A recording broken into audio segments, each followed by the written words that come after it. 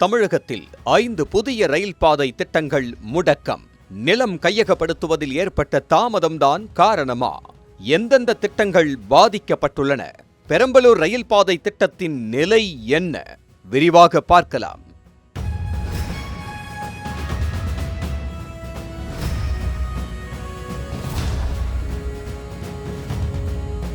தமிழகத்தில் செயல்படுத்த திட்டமிடப்பட்டுள்ள 5 புதிய ரயில் பாதை திட்டங்கள் நிலம் கையகப்படுத்துவதில் ஏற்பட்ட தாமதம் காரணமாக முன்னேற முடியாமல் இருப்பதாக மத்திய ரயில்வே அமைச்சகம் தெரிவித்திருக்கிறது.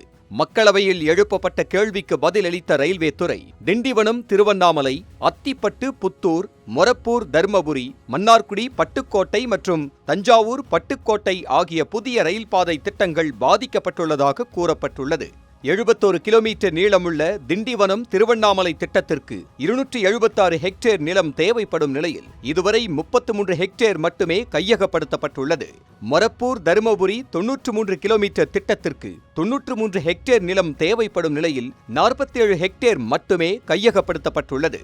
அதே நேரத்தில் அத்திப்பட்டு புத்தூர், மன்னார்குடி பட்டுக்கோட்டை மற்றும் தஞ்சாவூர் பட்டுக்கோட்டை திட்டங்களுக்கு இதுவரை 1 ஹெக்டேர் நிலம் கூட தமிழக அரசால் கையகப்படுத்தப்படவில்லை என மத்திய அரசு தெரிவித்திருக்கிறது. தமிழகத்தில் தற்போது செயல்பாட்டில் உள்ள ரயில்வே திட்டங்களுக்கு மொத்தம் 4612 ஹெக்டேர் நிலம் தேவைப்படும் நிலையில் 1178 ஹெக்டேர் நிலம் மட்டுமே கையகப்படுத்தப்பட்டுள்ளது. அதாவது 26% மட்டுமே கையகப்படுத்தப்பட்டுள்ளதாக தெரிவிக்கப்பட்டுள்ளது.